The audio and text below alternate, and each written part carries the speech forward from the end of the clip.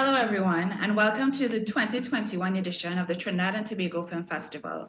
This year, we have an abundance of films and industry events that consist of masterclasses, workshops, presentations, panels, talks, and an info session.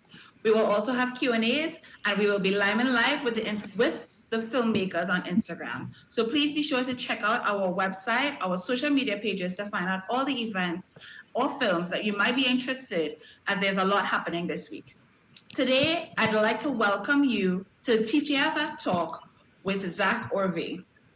Zak is a visual artist, filmmaker, and curator who has built a career around a visual iconography that is both recognizably Caribbean and seems at home in a variety of international spaces. Eldest son of filmmaker Horace Ové, Zak is also actively involved in documenting and preserving his father's legacy. In this TTFF talk, art writer and educator Marsha Pearce and cultural activist Atillah Springer will delve into Ové's creative practice, as well as his role in preserving his father's substantial legacy. So without further ado, I will now hand it over to Marsha and Atillah to talk with Zak Ové.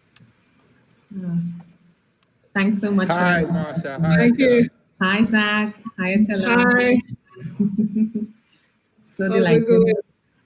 Really good. Happy to be in conversation with you both. Yeah, thank you for having me. And it's lovely to be with you both. And thank you, Trinidad. Our pleasure. Yeah. So I suppose we should jump right into it. Sure.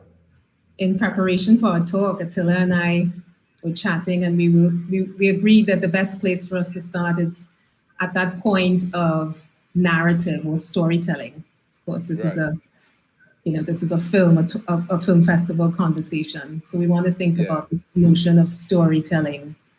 And I want to think about the relationship between your practice and that of your father's.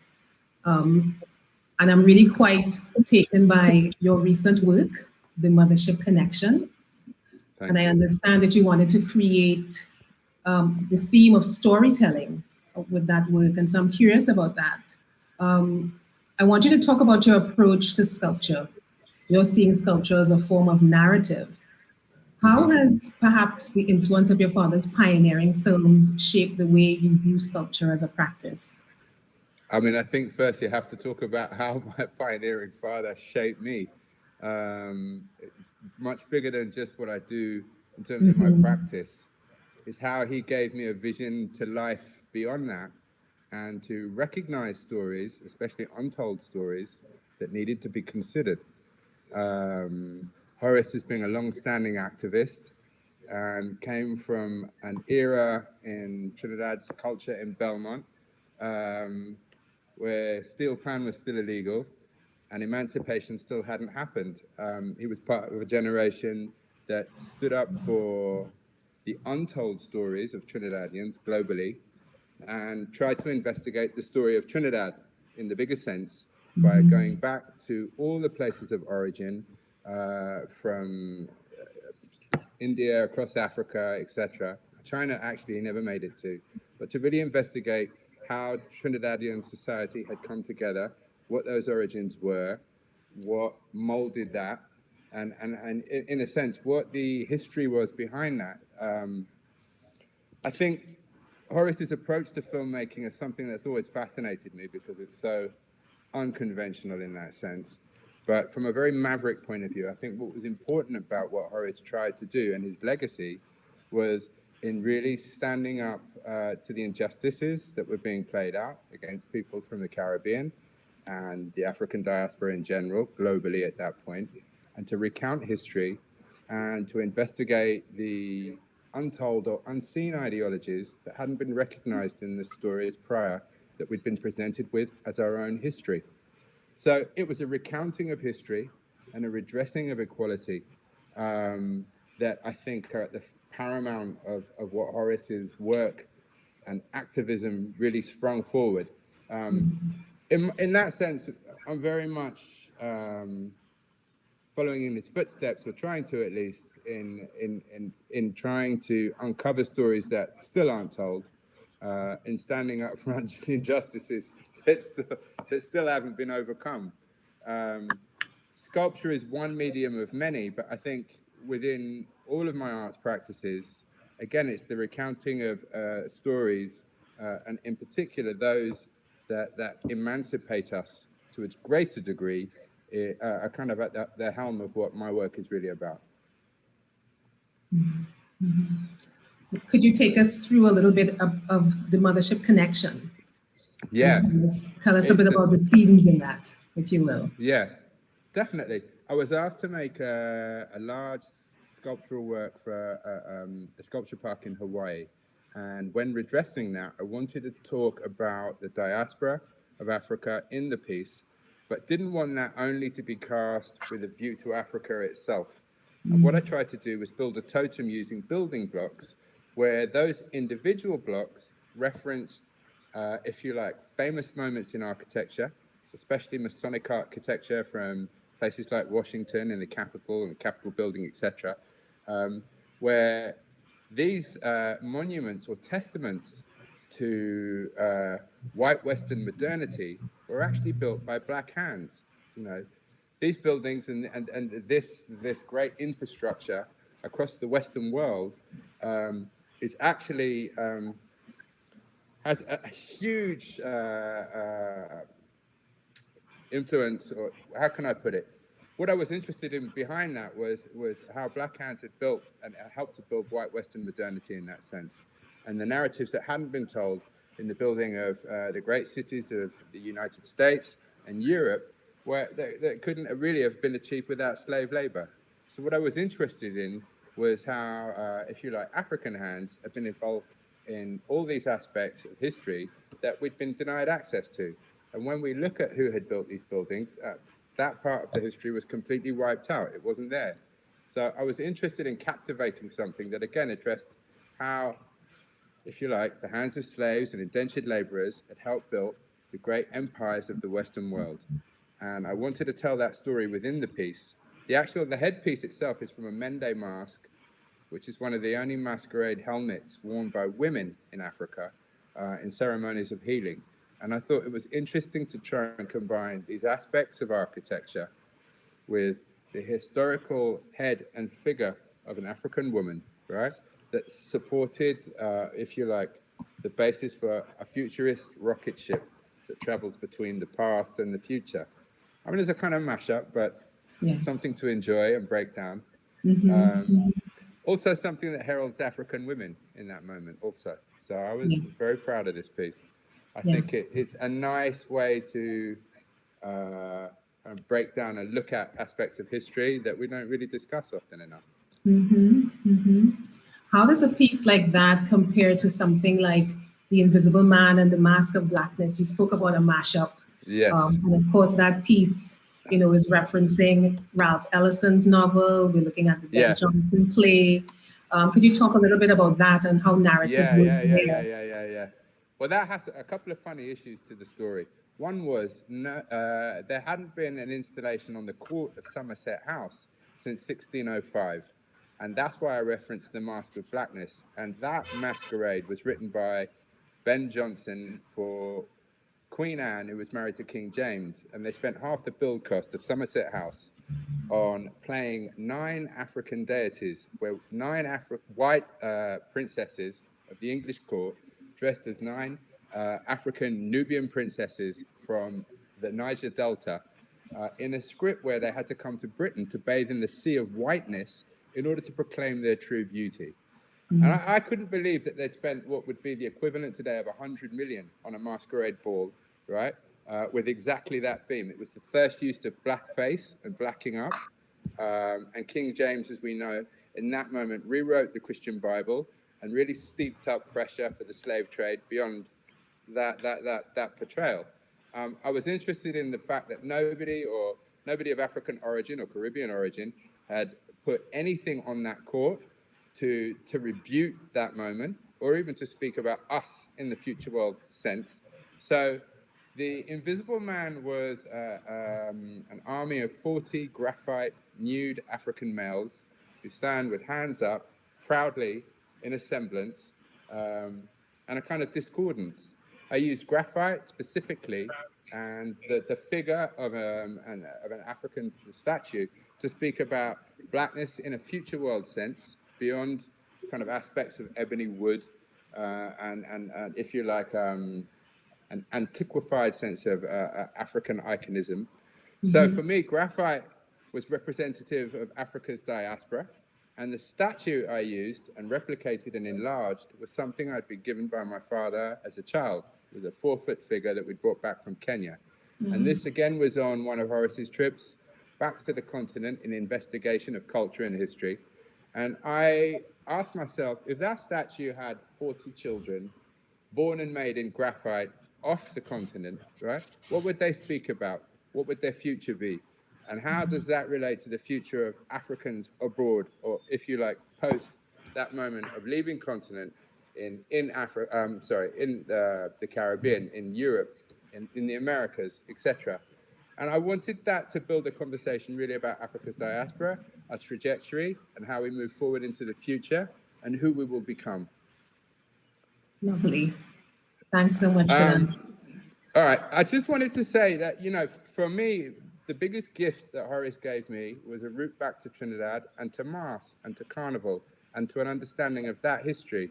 And in that moment, that was really where I found my artistic practice beyond filmmaking. And that was a very special moment for me indeed, to discover how Mars acted as a principle for emancipation, how costume and transfigurement really heralded change that we could all achieve in that sense. And how, if you like, the carnivalist art movement in its totalism helps people globally to break away from the duping of colonization in that sense. You know, I think one of the biggest problems we have in the Caribbean is it's a beautiful secular culture, but it's being consumed by the dark star of the United States, and we're queuing up to be 5th-generation car park attendants in the back lot of somebody else's culture. And I think the fantastic thing about the carnival arts and Old Mars and the mythologies that were born in that, how they act as, if you like, superheroes and saviors that will remind us who to be in the future. My practice was really born in that moment, in my awe and of Old Mars traditions and Old Mars makers, etc., in Trinidad. And I guess, if you like, coming from Britain, one of the things I was interested in was how New World materials might give a new voice and a new commentary and a new dialogue to an Old World culture and help to retain that in the future. If cultures disappear and wear away, they're gone. So how do we feed them new aspects of modernity that really help mark a time and give them a space to in what's happening, you know, so that our culture appears as slick and as futuristic as everybody else's in that sense. So I was interested in within my sculptural practice in using plastics and graphite and metals that speak about modernity in that sense, but still in a way that encourages, if you like, a reiterating of those old world narratives, right, and bringing them back to life. At the moment, I'm trying to work on a big sculptural piece, which would be of Anansi the spider. And I'm interested in producing smaller deities that herald all of the great Caribbean mythologies, duendes, and the various Old Mars things in Trinidad that have influenced me, you know. That has been a huge part of my practice.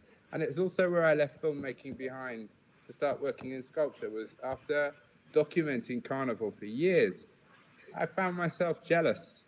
And I didn't want to be a documenter anymore. I wanted to be a maker of things, and a maker of the future, looking at that past.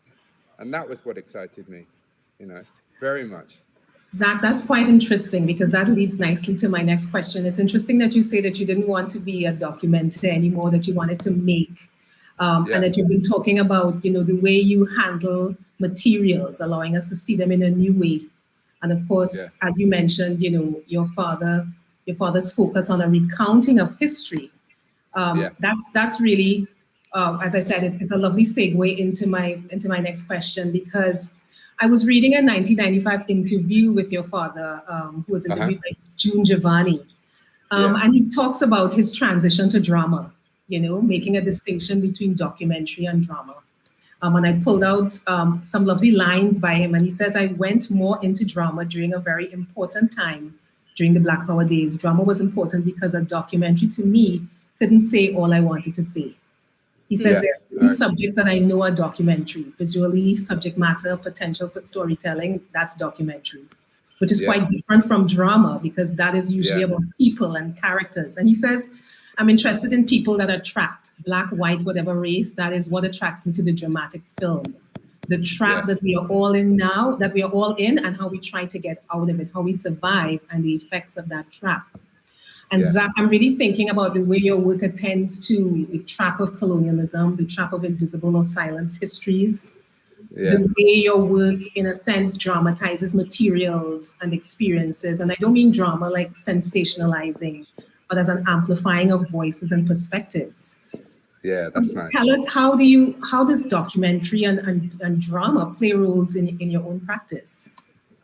I guess not as much as Horace's, but it was interesting how you pointed that out. It made me think of Pressure in particular. And immediately I flashed on the scene where young Herbert Norville is there with his mother after the riots, and he pulls the wig off her head, right? And the confrontation that's intergenerational, that only can happen in that moment in the home. There's no way you could document that. You had to dramatize it.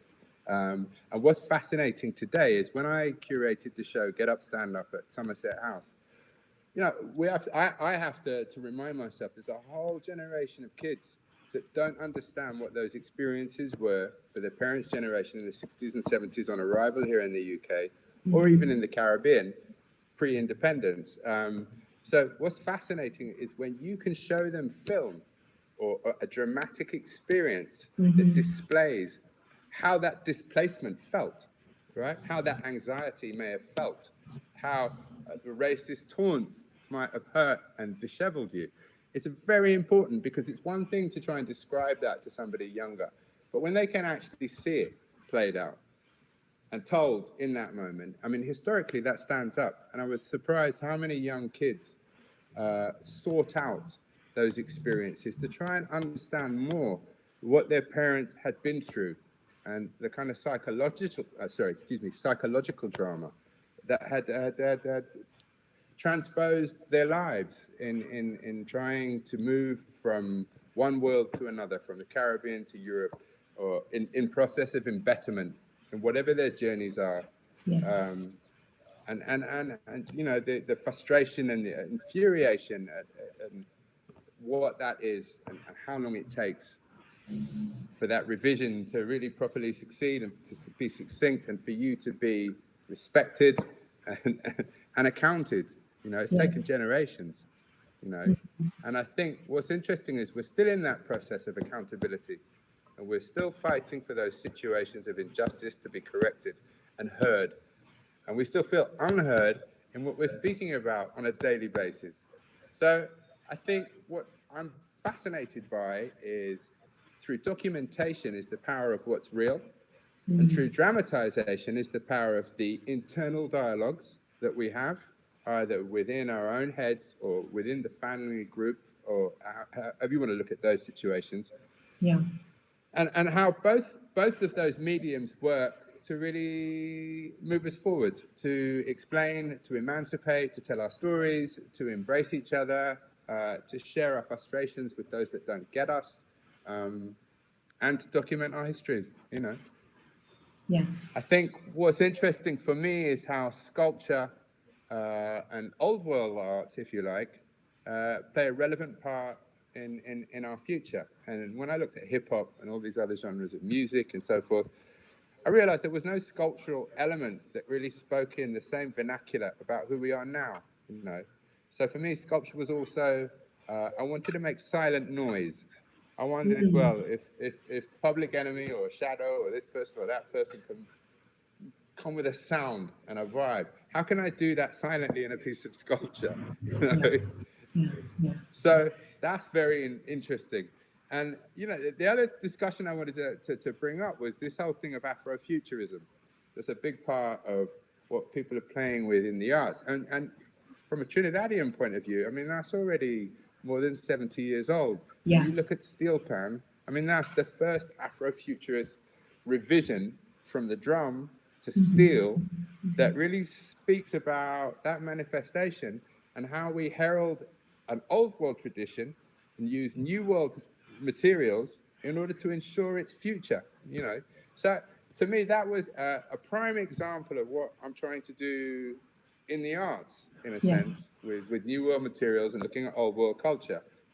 How those Africanist cultures that have been imbued over time in the Caribbean and embellished with new stories and traditions can continue, quite simply. Yes. And how, if you like, Mokajumbi's wade back across the Atlantic, back from the Caribbean to Africa, back to Europe, back to the United States, embodied with futurist powers, you know, in that sense, that speak about who we are to become and not just who we've been. Yeah. No, that's really good in terms of thinking about who we are, who we could be, and so on. I know that one of the things, of course, you know, your father was very much involved in spotlighting Black experiences, but he's also spoken about not wanting to be pigeonholed as a Black filmmaker and the expectations that come with that, you know, that an aesthetic that is attached to that. And I wondered if you could talk a little bit about your own approach to identity, the possibilities of, you know, becoming, and how you address that in your work. And I think that's interesting. I think what's also interesting is, for me, growing up between Trinidad and Britain, and mainly Britain, in that sense, is how Caribbean identity is continued. I mean, you have so many people of Caribbean origin across the United States, across Europe, that continue to really change the shape of the Americas and of Europe, quite literally. If I look at Horace's peer group on arrival in the UK and what Britain has become since that moment, it's very much the importance of how Britain has changed. It comes down to a handful of Trinidadians in particular, I think, right, who really kind of made segue in the UK in amplifying certain situations. And then with bringing Carnival on the back of the Notting Hill riots and so forth, with people like Claudia Jones, etc., it's changed British culture forever. The way I see it is it changes twice in the UK, once in 1066 with the invasion of the Normans, and by 1966 with the Caribbean invasion. The UK changes its guise, its look, and its vernacular and its vocabulary forevermore. You know, kids in London now speak Jamaican, they don't speak Cockney anymore. So it's a hybrid, and we've moved into a hybrid culture that was partly imported from Trinidad and Jamaica and beyond, the Caribbean, Barbados, etc. And those vernaculars, those are, if you like, our picong, our way of talking, our slang, it's very much indented across a hybrid of white Western culture now. You know, it's huge. So what I'm interested in is how we continue to fuel modern culture across the world, what why that is important, and what revisions we can continue to make, right? In that sense, you know, to keep hitting and scoring points across the globe in that way. I think it's a very exciting time to be making art coming out of the Caribbean as well. There's so much to speak about. Yeah. And I'm always excited to see new work from younger artists. And what I'm also very concerned with are that those younger artists in Trinidad and the smaller islands also have a chance to be seen abroad, that it's not just high walls and man with big shot names that can move beyond that. We need bigger bridges that allow the work that's being made there a route out. And I hope that by curating shows across Britain and the United States, I can act as an enabler, also as a curator, to showcase the next generation in that sense. I'm very interested in that, and I'm very interested in the support system that allows artists to act as a cooperative.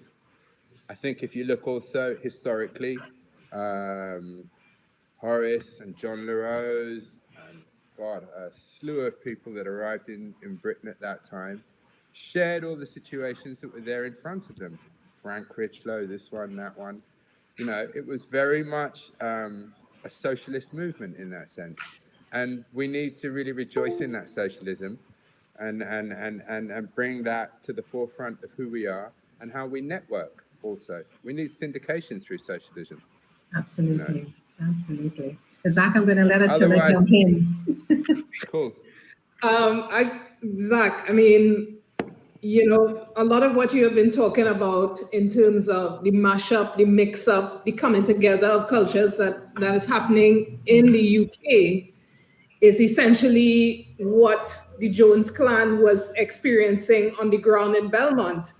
Yeah, absolutely. And one of the things that you have talked about is, you know, how the experience of the Jones family, the Ové family, right? So the changing of the name from Ové to Jones so that it would be accepted in town. And the experience of that coming together of Indian, African, French, Spanish, etc., indigenous within this family structure, how that consciousness shaped who Horace became and was really embedded in his films, you know. So just talk to us a little bit about the Jones clan, well, and how your work refers back to the Obia. Yeah. Well, as you know, right, they're all the sons of Jones's hardware store down there on Nelson Street near Independence Square, which has been there for what, hundreds of years now, right? Selling all the paraphernalia for Obia, for all the witchcraft, for all the traditional, chillum, all kind of thing was being sold there since the 1920s. That store, Jones's hardware store, is very much a hybrid of that socialism that we're discussing, the store for the poor, right? Somewhere anybody could shop and it's for betterment. My great grandfather opened that store as a northern Indian, Mr. Khalifa, who married a tall African woman, right? And changed his name from Khalifa to Jones so that he could trade. That was literally it. That was why they became Jones, because the necessity of Jones's hardware store versus Khalifa's hardware store meant more business in that period. We're talking early 1900s now in Port of Spain.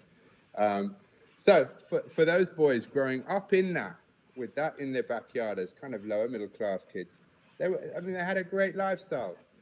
Horace's two elder brothers, somewhat Bajon in their approach, growing up in Belmont in that time, amidst the Bajon generation, were very involved in the early years of steel pan and Bajonism across the board, and were hard men in that sense. Valmont continued those traditions with Malik in London, as you know, and it was a difficult time for those guys. They had to come to London and hustle alongside a lot of other black men and women that were broke, and those skill sets that were imbued in Trinidad helped to define that more clearly. Carnival had already given them a sense of the independence and the independence movement that had been born within it, that fueled their nature. I think the multiculturalism of Belmont was very much imbued within them to stand up to anybody in the world as an equal also, which is something that doesn't happen in most situations, as you know. On top of that, to be working for companies like Dominion Oil in the 50s meant that they already knew what it was to dress well, to have some money, right? And to have a lifestyle that would allow them, right, if you like, the opportunity to travel abroad and come to Britain, right? So it was a very interesting, I think in terms of timing, these guys had the best of the best of the best, literally. In Trinidad, in Europe, in the Americas, across the board, in terms of how they arrived into each situation. But I think where we have to accredit them is the bravery of what it would have been like to arrive in Britain in the late 50s or early 60s with nothing, right? And to reach the heights that they were able to achieve within, 10 or 15 years since arrival. Heights that children born here, embellished with equality and digital technology and all kinds of stuff, still can't fathom. And this is something that comes from within. This is something that you're given and handed down traditionally. And I think Trinidad has been a massive part in terms of those traditions and how Horace and his kinfolk receive them, in who they are and how you carry yourself when you leave Trinidad to enter the Western world. And if you look at the generations that had arrived here prior to Horace, people like Ulrich Cross, people like Michael X, etc. I mean, these were people that were very serious players on the political horizons of the globe. CLR James, Naipaul, etc. So I think what was fascinating was Horace arrived in Britain at a time where, if you like, the greatest intelligentsia that the Caribbean had produced in that moment all arrived in the same situation at the same time to share as enablers. And they were able to do that in a way that probably we won't see again in the next, literally, in terms of the change that they were able to make, not only in Trinidad, in embarking through independence, but across Europe, to really bring us to the kind of multiculturalism that we sit with today. London, post the arrival of those men and women, has been a catalyst to what multiculturalism must be globally in that sense. And I think that really comes from the experiences in West London, across the Grove, if you like, across the battlefield of the Grove, and the fight for equality that was fought by Trinidadian men and women in that moment. And it's quite amazing, the influence and the power that's had on the history of the world in that sense. This isn't something small. This is global. And I don't think it's really looked at and analysed enough or understood.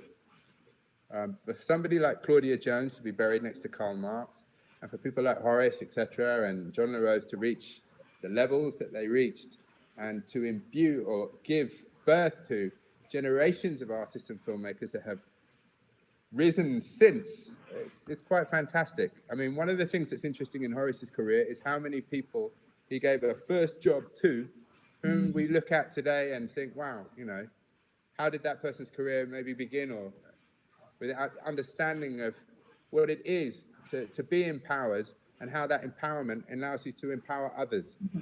And you mentioned earlier Horace's, if you like, necessity or want to highlight Black talent. That wasn't something he just did in film. That was something he did in photography in any instance he had. And anywhere he saw Black talent, he wanted to put that talent on some kind of a podium with some representation from himself. I think that's Horace in his greatest moment, actually, is Horace as an enabler in that sense to other Black talent, and how conscientious he was across his entire lifetime in the importance that not only do we do the work for ourselves, but we acknowledge the talent that we've grown up with or that is around us, and we give that its credibility and its fair due. You said a little bit earlier as well, you were talking about the socialism of the arts movement.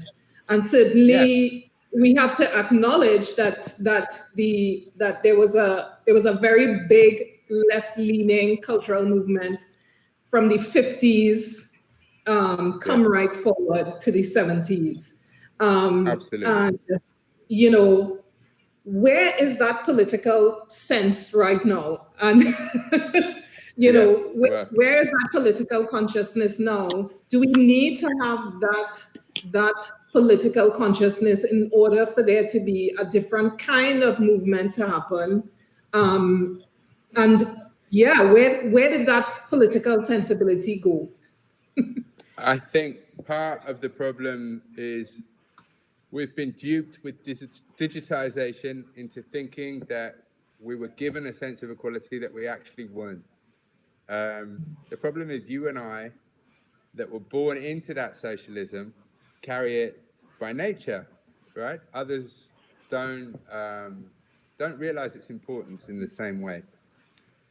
In some respects, when we look at our heroes from that generation, we're looking at the last of the Jedi. You and I know that, right? Even if we look into Old Mass and the traditions in Trinidad, they're disappearing. People aren't persevering to carry that torch anymore. and they've been bought out. And I'm sorry to say it, but you know, iMacs and iPhones is glass beads. We've been given a raw deal and an exchange, and been shortchanged in this moment. You know, the computers that we sit in front of are tools, nothing more, right? And until we really capitalize on our culture and who we are, and in ways to continue the traditions that allow that to be secular, and not, if you like, kind of thwarted by the United States, etc., we're in a losing battle. So I think it's very important that as specialists, or as artists, or writers, or activists, that we carry those flags very high in this moment. There's no time not to do the work. We know this, right? So it's really a measure of how that work can be done, how those messages can be conveyed, the best ways in which to convey those messages to a digital audience in this moment, how New World media has to be, if you like, brought into this moment to convey the messages that are necessary, and you know, how we stop ourselves from getting lost in translation and just becoming a thing of the past, quite literally. So how do we ramp up the socialism necessary, right, that brings back the political sensibilities we are craving right now? I mean, I agree. But, you know, this is interesting because we're talking about film, and we're talking about a film festival also.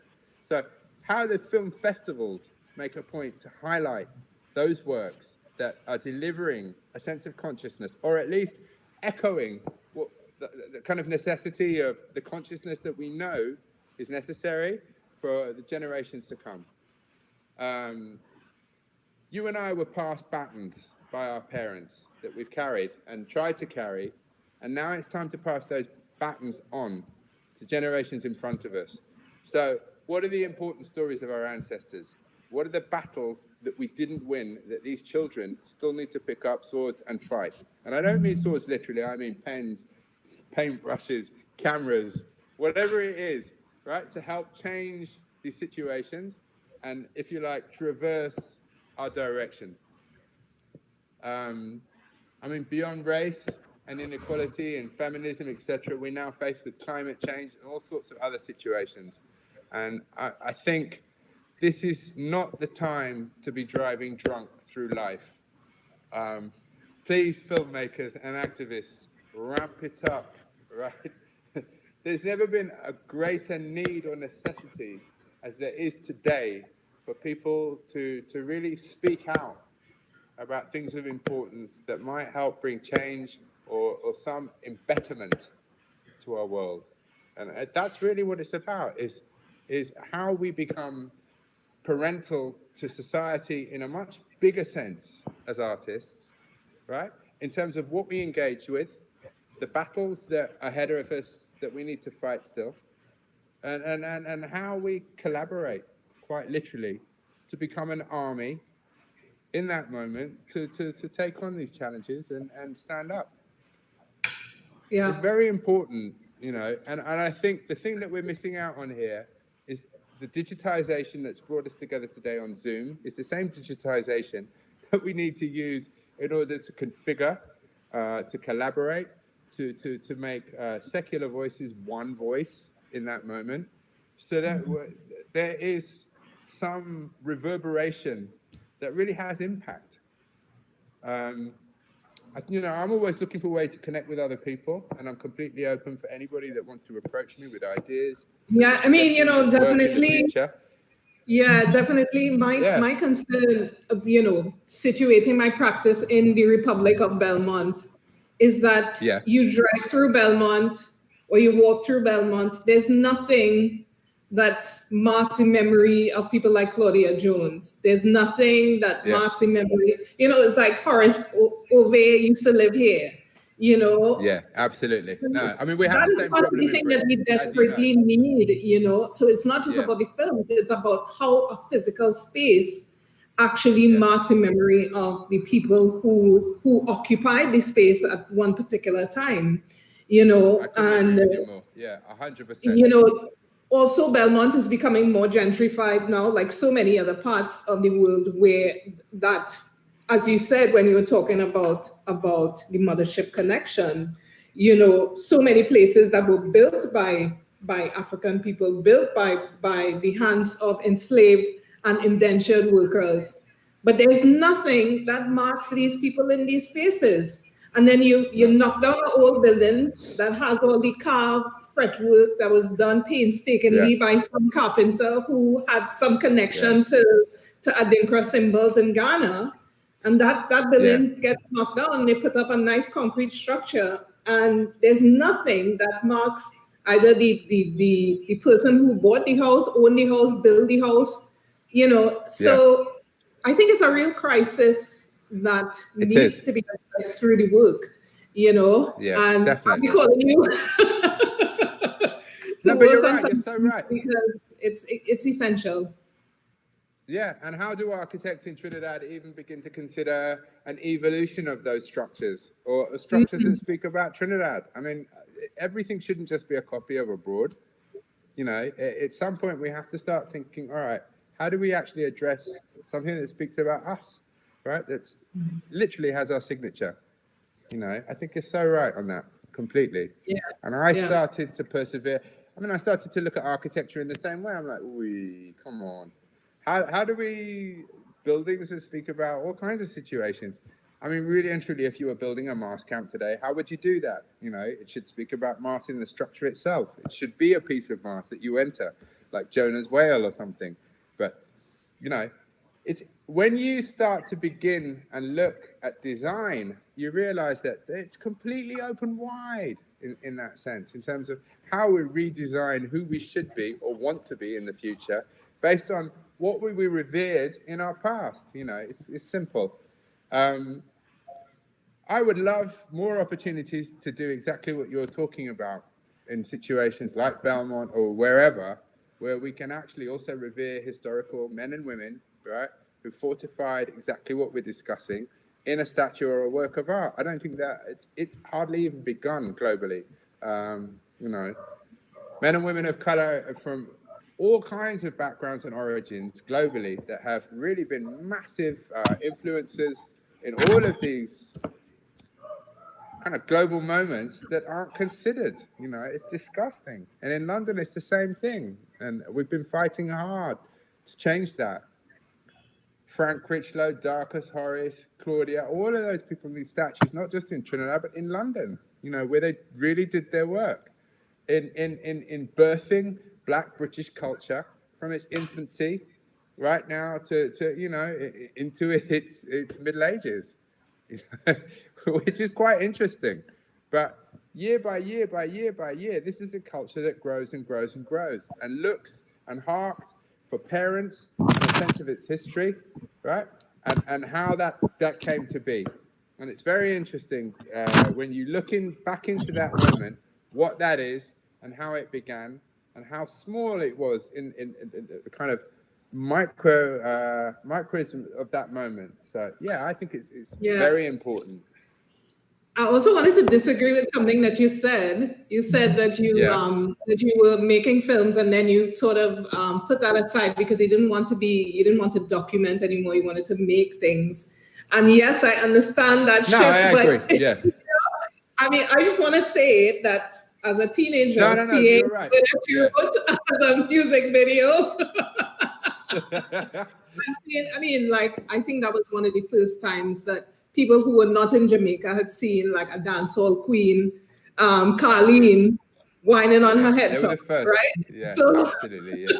So you changed. But also something pretty in terms of Jamaica that was real, yeah. And I struggle even with Shakademus Implies. They didn't get it at the time. They wanted to do a kind of pretty Miami type thing. I was like, no. It needs to be stamped with Jamaican culture now. You know, and what I really revered in that moment was how Jamaican culture had become punk. And those girls were really the first Jamaican punk rockers in that sense to go against, you know, to be anti-heroes in the kind of bigger global picture of that scenario. So, yeah, I was very, very fortunate to be able to do that in that moment. And we need a continuum of those situations. I would love to be making more films. I would love to come back to Trinidad and do more film work also, based in the mythologies of the carnival, but also to document situations that are happening now. And I look forward to invitations from Trinidad. One will be in your mail. One will be in your mail very soon. I'll work for food. It's not even about pay. It's not really. It's about engaging, you know. And like I said, the problem is collaboration. We need more of it. I miss it. I miss Trinidad in that sense, and I'd love to come back and collaborate. So if anybody has any projects there for me, I'm a gun for hire. I have the exact Bandolero. right one here. All right, good. In Belmont.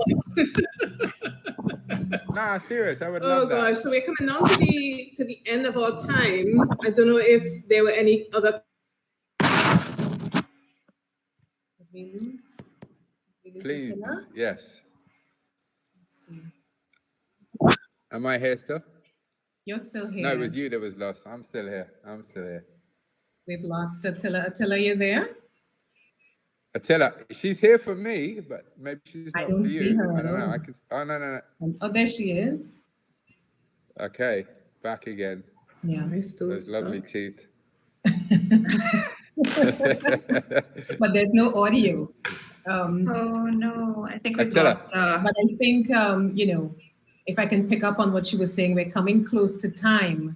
Yeah. Okay. And perhaps as a way of sort of summing things up, we want to think about, of course, to recap and to think about Horace's legacy. And of course, we've been talking about summing things up. We want to think about, of course, to recap and think about him as an enabler of Black talent, enabling representation, enabling memory, thinking about him working with an emancipatory consciousness, and him addressing injustice.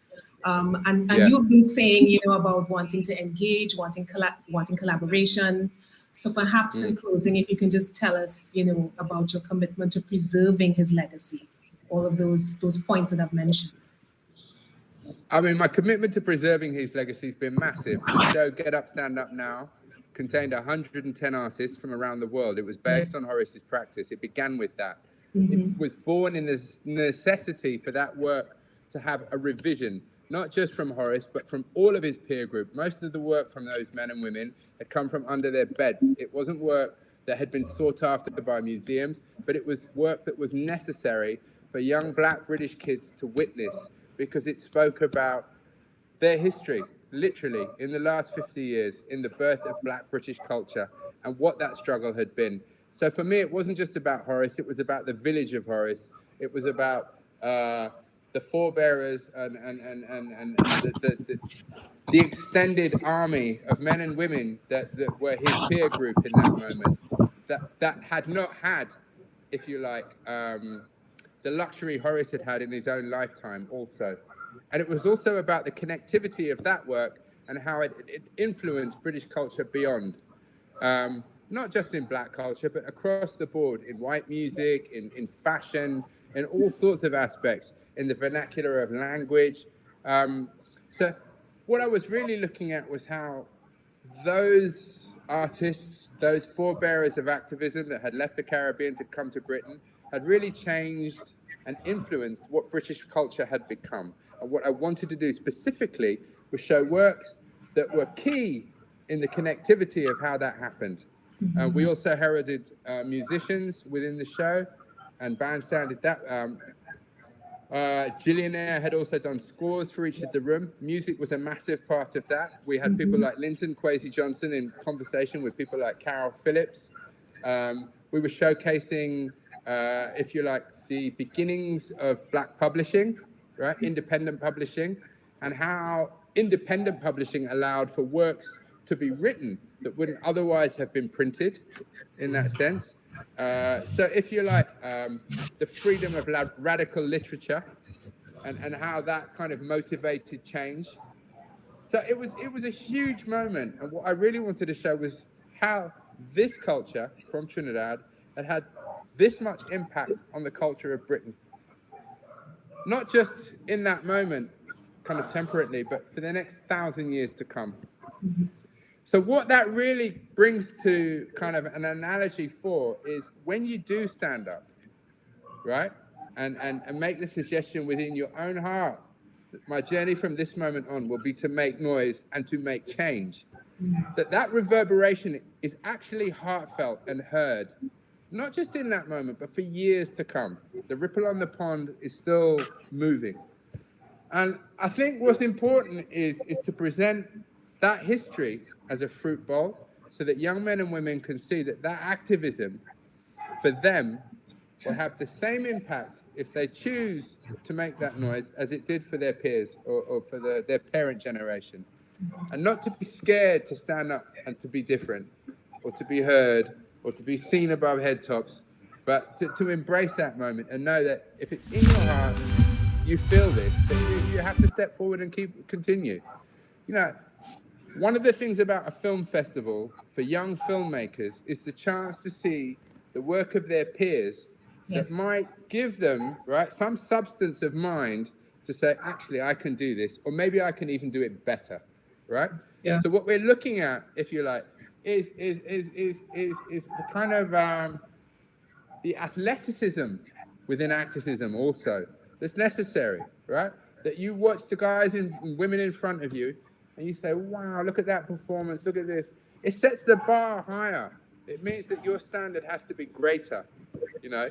And when you tap into an international arena of players that speak the same language, that have the same frustrations, and that come from the same inadequacies or inequalities, it's very interesting to understand how other people play and how that might influence your game, quite literally, how you become bigger in that sense. And for me, what was key in Trinidad and within Mars was how Mars itself and transfigurement allows you to enlarge, right?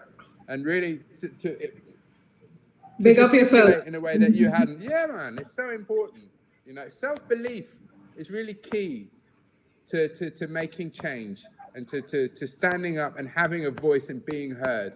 And without that self-belief, it doesn't happen. And self-belief has to be massaged into the skin. It has to be given to you and granted to you by other people that stand up on an equal level, right? And can allow you that space and help you find your feet in that moment.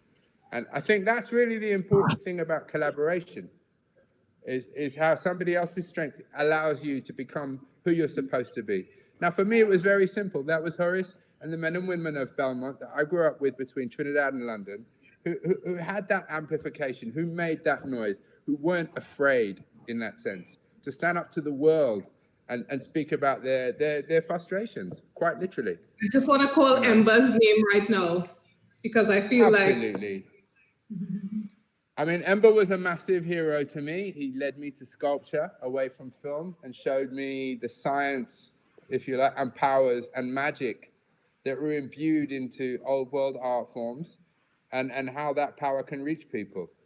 That was massive to me. I mean, that was huge. So much so, it made me realize that digital technology and cameras have a certain amount that can be done through that, but mask and costume and sculpture and painting and old world traditions are still key in telling our story and are key as influences to change, you know. And that certainly has been a lesson of COVID-19, you know. I mean, yes, we can connect, but the thing that we're really missing is the physical human connection. It's going to a concert. It's going to the theater. It's going to or to the cinema. Yeah, exactly. Yeah. Getting into the costume, cinema is just as important. You know? Yeah, absolutely. I mean, that's something I miss about TNT Film Festival as well, you know. Going to the festival, putting on your fancy dan singing, you know, it's but talking about the films afterwards. Talking about them as well. Talking about the films afterwards. Reviewing the work, right? Discussing that. Listening to the critiques, listening to the frustrations of filmmakers who are explaining how that work was made or how that work couldn't be made and how it had to be made. But for people or younger generations to understand exactly what that criteria is so that they can enter into it themselves, you know.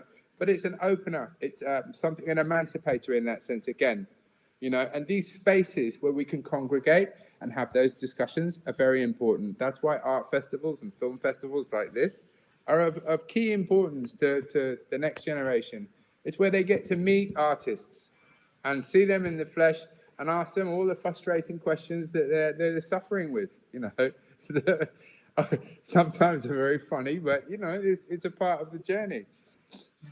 You would never email And for those me, questions. that was also very important, you know. I remember asking people like Shadow those questions. I remember asking Ember those questions. I remember asking Minchell those questions. It's important, you know, it's important to engage with your elders and to have some dialogue that marks you in that space with them, to be accountable, to be seen and to be recognized by them also. So that's it. Horace was a master at that, and Horace gave his time to any young artist in front of him. And if I've learned one thing, it's the power and importance of sharing. It's the necessity of collaboration and having a good team. It's choosing your friends wisely enough to know that the players around you are also succinct in their part of contributing towards the greater cause, and making sure that your fraternity in that sense is really empowered, you know, not by necessarily people that have, but by people that want, you know, literally want to make change and want to do good things and want to imbue that future.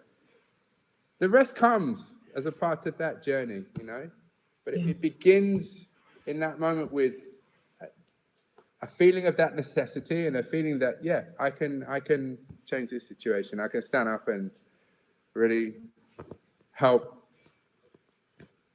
open up this thing in a bigger way. And I think Horace's work is really about that in that sense. And it's interesting now, 50 years on from the beginning of his work in the mid-60s, how it continues to teach generations of kids to be strong, to embrace their freedom, to stand up on their own 2 feet and have a voice. Yeah, I think that's a great place for us to close on these strong ideas of self-belief and freedom and voice and empowerment. Zak, this has been lovely. Atillah, all right, so good. Well, listen, thank you very much. And really lovely to be with you all. And thank you for having me. It's a real pleasure. Next time we meet in Trinidad, right? That'd be great. I hope so, please. All right, send me a ticket. I'm there in seconds. Okay. Anytime. Yeah? All right, Thank you so much to Marsha and to Atillah for facilitating this incredibly important conversation. I mean, Zak, you dropped some gems. You are basically telling us that we need to go out and create again, and don't be afraid of creating, whether somebody's going to like it or not, because we need to document whatever the ideas are. So just in the wrap up, go ahead. Yeah. No, I mean, it was just to say that really, I mean, it's funny because every time at the moment, I'm trying to finish work for an exhibition. And I always look at it now, like the days before Carnival, in terms of how that frenzy will finish, how everything will come together. And despite all the problems, all the dilemmas, all the lack of time, lack of money, lack of funds, it will work. And I think in my own practice, have learned so much from that experience year in, year out in Trinidad, of looking at Mars, at looking at how the stories are told through Mars, of Carnival in its bigger making in that sense, and how that's empowered me in my work. I mean, I couldn't have begun this without the years spent on the streets of Trinidad in exactly that. So, you know, I'm very thankful to Horace and to my Trinidadian family and the Joneses and Carnival and Mars that have really imbued me with all the powers that I have and that kind of fortify my practice in that sense, between film, between photography, and between sculpture.